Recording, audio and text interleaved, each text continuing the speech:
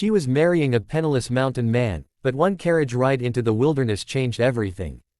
If you love shocking secrets, forbidden love, and jaw-dropping twists in the Wild West, hit subscribe now, because stories like this don't just entertain, they take over your heart. She first saw him at the edge of the churchyard where the mountain met the fog, a tall, quiet figure in a worn coat that looked as if it had been stitched together by time itself, and in the soft autumn light of 1885, Clara Whitmore believed with her whole heart that she was about to marry a poor man with nothing but a stubborn soul and a lonely cabin to his name, and she accepted it because in her world of broken promises and empty proposals, even poverty with honesty felt safer than riches with lies. So when Eli Carter stood before her with those steady gray eyes and spoke his vows in a voice that barely trembled, she felt a strange sense of peace, even as the whispers in the town swirled around them like dry leaves, calling him the wild mountain man, the recluse, the one who lived where wolves howled and no one dared to visit, and Clara thought she knew exactly what she was choosing when she said yes,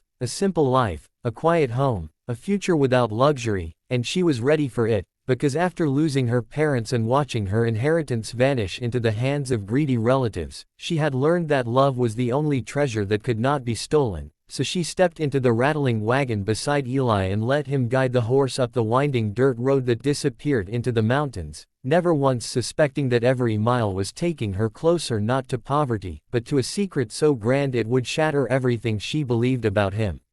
The journey took hours, climbing through pine forests and rocky passes, the air growing colder and the world growing quieter until the town was nothing more than a memory behind them. And Clara wrapped her shawl tighter as she watched Eli guide the wagon with a confidence that did not match a man who was supposed to live hand to mouth, because he knew every turn, every hidden trail, every shortcut through the wilderness, and when she asked him softly how long he had lived up here, he only smiled and said, "Long enough to know where we're going," and something in his tone made her heart flutter with a strange mix of curiosity and unease, because there was a weight to his words that hinted at something more than a lonely cabin, yet she brushed it away, believing love was sometimes just as mysterious as the mountains themselves. As the sun dipped lower, casting gold across the peaks, the wagon rolled through a narrow canyon, and suddenly the trees opened up, revealing something Clara never could have imagined, a sprawling stone mansion hidden among the cliffs, with tall arched windows catching the fading light, ivy crawling up its walls, and a wrought iron gate standing open as if it had been waiting for them all along, and Clara's breath caught in her throat as the horse trotted through the entrance, because this was no poor man's home, this was a palace carved into the wilderness, and she turned to Eli with wide eyes, her voice trembling as she whispered, "Eli, whose place is this?" And he looked at her with a softness that made her heart ache and said simply, "It's ours," and in that moment, the life she thought she had chosen vanished like smoke, replaced by a future far more complicated and far more dangerous than she could have ever imagined. Clara could not speak as the wagon came to a stop before the grand doors, servants stepping out as if from nowhere, dressed in fine clothes and bowing respectfully to Eli, and she realized that every rumor, every whisper about the poor mountain man had been a lie, or at least a carefully crafted disguise, and as Eli helped her down, she felt as though she were stepping into a dream she was not sure she belonged in, because this world of hidden wealth and silent staff did not match the simple man she had fallen in love with, and yet when he took her hand, his touch was the same, warm and steady, reminding her that whatever secrets he carried, his heart was still the one she had chosen. Inside, the mansion was filled with elegance that rivaled any city estate, with marble floors, crystal chandeliers, and long halls that echoed with history, and Clara felt both awe and fear, because such wealth did not come without enemies, and as they walked, she could sense that Eli was no stranger to danger, the way he watched every corner, the way the servants moved with quiet precision, as if trained not just to serve, but to protect, and when they finally reached a private room overlooking the valley, Clara turned to him, tears glistening in her eyes, and asked the question that burned in her heart, "Why did you lie to me?" And Eli closed the door gently, his face heavy with regret as he began to tell her a story that would change everything.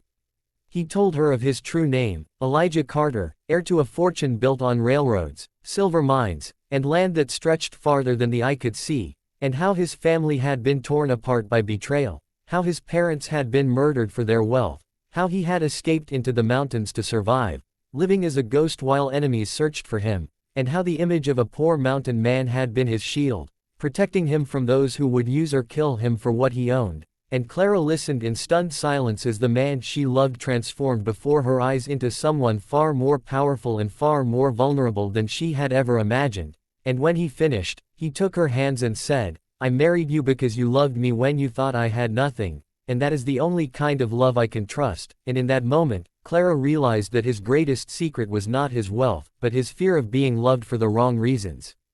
Yet their happiness was short-lived, because secrets of that magnitude do not stay buried forever, and within days, strangers began to appear at the gates, men with sharp eyes and false smiles, claiming to be distant business partners, relatives, or travelers in need. But Eli knew better, and he doubled the guards, moving through the mansion like a man preparing for war. And Clara felt the weight of danger pressing against her newfound marriage, wondering if she had stepped not into a fairy tale, but into a battlefield.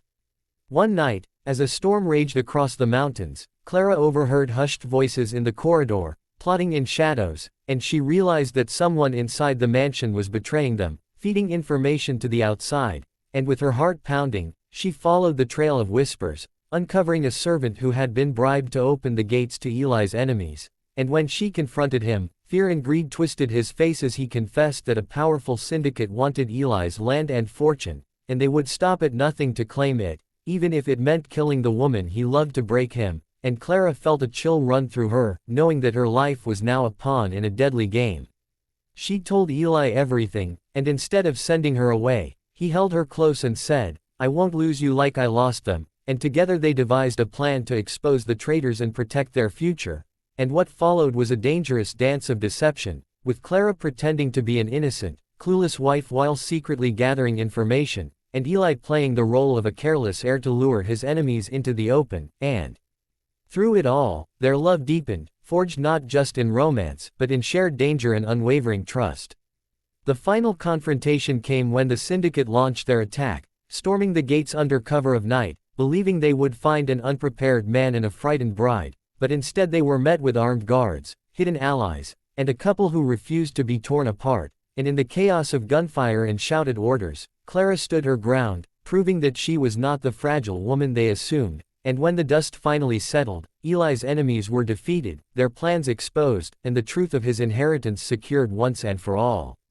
As dawn broke over the mountains, Clara and Eli stood together on the balcony of their hidden mansion, the world quiet once more, and she realized that she had not just married a mountain man or a wealthy heir, but a survivor, a protector, and a man who had chosen her not for her beauty or status, but for her heart. And as he kissed her under the rising sun, she knew that their love, born in simplicity and tested by secrets, was stronger than any fortune. And in the wild heart of the mountains, they built not just a life of luxury, but a legacy of trust, courage, and unbreakable devotion that would echo far beyond the year 1885 and into legend.